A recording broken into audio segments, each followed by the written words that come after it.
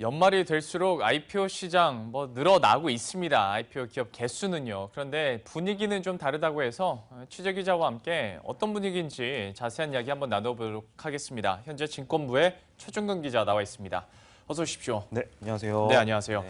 사실 요 한 2, 3주는 저도 한 일주일에 3번, 많으면 4번까지도 오늘 상장했습니다. 네네. 이렇게 소개를 드렸던 네. 것 같은데 실제로 IPO 시장 개수로만 따지면 핫하죠.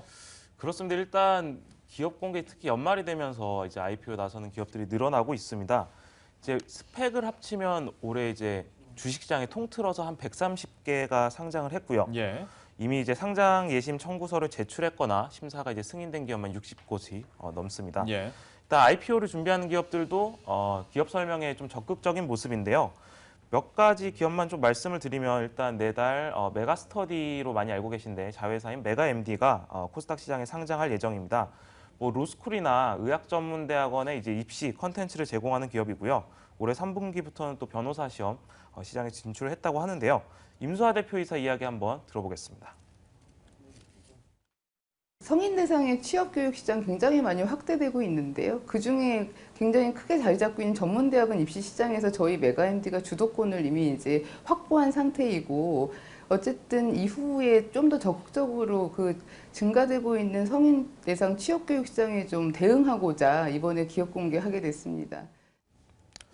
네, 최근에도 이제 또 코넥스에서 코스닥 시장으로 이전 상장하는 기업들도 좀 있습니다. 예, 많죠. 이제 열제어 장비 관련 기업인 이제 예스티가 이제 올해 8번째로 이전 상장할 예정이고요. 반도체 제조용 공정 관련 기업입니다. 디스플레이 열제어 장비를 만들고 있는데요. 자세한 이야기는 장동복 대표이사 이야기 한번 들어보겠습니다.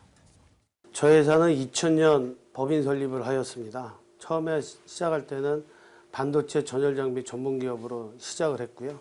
2010년도에 이제 디스플레이 전열 장비 부분에 진입을 하게 되었습니다. 2014년도에는 코넥스 성장을 하였으며 2015년도에는 코스닥 이전 상장을 준비하고 있습니다. 저희 회사는 온도 제어 기술과 전열 가압 기술, 그다음에 진공 기술을 기반으로 한 복합 기술 장비를 만들고 있습니다. 네, 이렇게 해서 크게 메가MD나 예스티에 대해서는 알아봤는데 이제 우리가 모인 진짜 이유를 네네. 한번 얘기를 해봐야 될 것 같습니다. 요즘에 IPO는 이어지고 있는데 상장 계획을 철회하거나 변경하는 기업들이 좀 많아서 사실 지난번에 최종근 네, 기자가 맞습니다. 출연을 했을 그 당일에도 한 기업이 네, 상장을 철회했었잖아요. 이 부분도 설명을 해주시겠어요? 이제 방금 들으신 것처럼 IPO가 늘어나고 있긴 한데요. 시장의 반응은 좀 냉담합니다. 방금 들으신 것처럼 상장을 내년으로 연기를 하거나 철회하는 기업들이 늘어나고 있습니다. 특히 이제 11월에만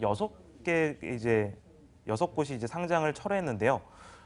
이전에 한번 전해드린 적이 있는 것 같은데 루이카토즈 브랜드를 소유한 태진 인터내셔널, 그리고 중국 기업인 차이나 크리스탈 신소재, 그리고 바이오 기업인 펜젠, 벤 사업을 영위하는 KIS 정보통신, 이 밖에 삼양 옵티스나 큐리언트, 이런 기업들도 이제 청약 이전에 철회 신고서를 제출을 했습니다.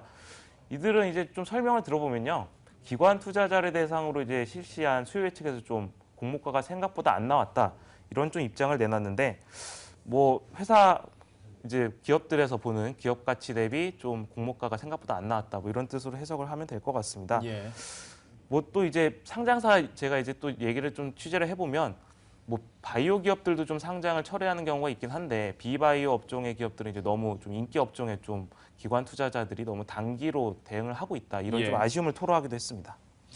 역시 바이오 업종에 대해서도 얘기가 나오긴 합니다만은 잠시 후에 더 한번 얘기를 나눠보도록 하겠고요. 그렇다면 사실 제 느낌일지 몰라도 한국거래소에서 올해는 기업 상장 몇 개 하겠다, 그 기업의 목표가 늘어나면 늘어날수록 막판에 처리하는 기업도 더 많아지는 느낌적인 느낌이 있습니다. 작년에도 그랬고 네, 맞습니다. 올해도 역시 만만치 네. 않은데요. 가장 큰 이유가 뭐라고 보세요?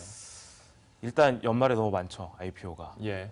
물론 이제 너무 많다 보니까 상장을 철회하는 기업들도 있지만 대체로 좀 시장 상황이 좋지 않습니다. 아무래도 좀 병목 현상이 좀 발생하고 있는 것 같은데요. 올해 이제 코스피하고 코스닥만 놓고 보면 한 80여 곳의 기업이 이제 상장을 했는데 이 가운데 20%가 11월 달에 상장을 했습니다. 네. 12월까지 감안하면 이 비율은 더 올라갈 것으로 보이는데요. 네. 이제 간단히 이유는 딱 하나죠. 주식시장으로 유입되는 자금은 한정돼 있는데 IPO가 이렇게 늘다 보니까 더 이상 이제 들어갈 수 있는 자금이 없고 또 이를 감당할 수 없다는 그런 측면이 있고요. 그렇기 때문에 이제 아무리 좋은 회사도 좀 제 가치를 평가받기 어렵다 이런 좀 그렇죠. 주장이 나오고 있습니다. 예. 아울러서 이제 뭐 철회하는 기업들 같은 경우에는 상장 예비 심사 상장 예심을 승인받은 6개월 이내에만 상장을 하면 되거든요. 네. 그래서 뭐 청약 이전에는 자유롭게 언제든 재상장을 추진할 수 있기 때문에 좀 그런 부분이 작용을 한 것 같고 한편으로는 또 최근에 증시 상황이 좀 녹록지 않지 않습니까? 예.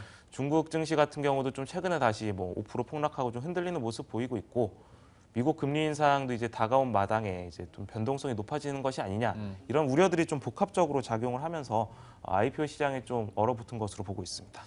병목 현상을 얘기를 잘 해주셨고요. 그리고 역시 증시 상황도 녹록지 않다 보니까 이게 쉽게 새로운 상장 기업에 투자하기도 좀 반응이 엇갈리는 것 같습니다. 여기에 앞서서 말씀드렸던 요즘에 바이오 업체들은 그나마 괜찮잖아요. IPO를 해도. 그런데 그 외의 업종들은 좀 민망하다 싶을 정도로 관심을 못 받는 기업들도 있기 때문에 역시 이런 현상이 계속 심화되고 있는 것 같은데요. 이렇다 보니까 뭐 공모주에서 청약 경쟁률도 옛날에는 뭐 1000대 1 네, 그렇게 맞습니다. 넘어갔다가 요즘에는 이제 좀 보기 힘들어졌어요. 네, 이제 뭐 일부 기업들 그런 경우도 있지만 반응이 좀 신통치는 않은 상황입니다. 예. 이제 얼마 전까지만 하더라도 뭐 수조 원, 뭐 증거금만 수조 원이 몰렸다 이런 기사들을 많이 보셨을 텐데요. 최근에는 이제 청약 경쟁률이 1대1, 그러니까 그 아예 미달이 됐다 그런 경우도 좀 발생을 하고 있습니다. 앞서 말씀드린 것처럼 이제 너무 많은 기업들이 IPO에 이제 연말에 몰리다 보니까 좀 상장 이후의 주가도 좀 좋지 않습니다. 예. 이제 최근에 한 18개 정도가 상장을 했는데요. 한 2곳 정도 빼고는 전부 다 공모가 아래에서 네. 거래가 되고 있습니다. 이 때문에 이제 수익률 관리 차원에서 기관 투자자들도 좀 보수적으로 접근을 하고 있고요. 예. 개인 투자자들의 좀 심리도 얼어붙은 상황입니다. 그러면 이제 시청자 여러분들께서는 진짜 단순하게 생각해서 뭐하러 이렇게 피 터지게 관심도 제대로 못 받을 거 연말에 하냐. 좀 연초에 미리미리 좀 네. 하지라고 생각하실 수 있는데 연말 그러니까 특히 11월, 12월에 들어서 이렇게 몰리는 근본적인 이유가 뭘까요? 네, 뭐 굉장히 복합적인 뭐 원인이 있겠지만 일단 증권가에서는 이제 한국거래소가 이제 좀 다소 무리한 상장 목표를 내세운 거 아니냐. 뭐 그런 좀 지적이 있습니다. 일단 연초 목표치가 코스피, 코스닥, 코넥스를 합쳐서 모두 170개를 상장을 시키겠다 이렇게 밝혔는데요. 이제 연말이 다가오면서 목표치를 이제 또 맞춰야 되는 부분이 있다 보니까 네. 좀 거래소에서 좀 무리하게 상장을 강행하고 있지 않냐 이런 지적이 일부 나오고 있고요.